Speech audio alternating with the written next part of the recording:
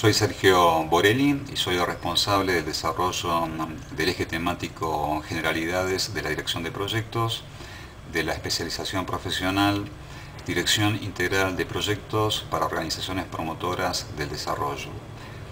Soy licenciado en Relaciones Laborales y tengo estudios de posgrado en Gestión Sociourbana y Participación Ciudadana en Políticas Públicas. Tengo una maestría en Dirección y Gestión Pública Local y mi especialidad es la formulación, la evaluación y la implementación de proyectos.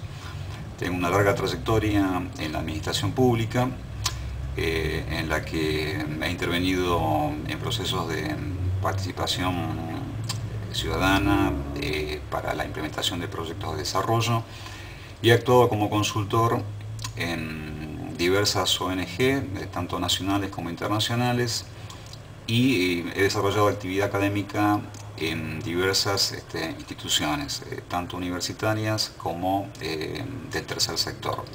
Actualmente soy el responsable del área de desarrollo territorial del proyecto Turismo Sostenible en La Boca y Barracas, que es promovida por la ONG italiana Istituto Cooperazione Economica Internazionale.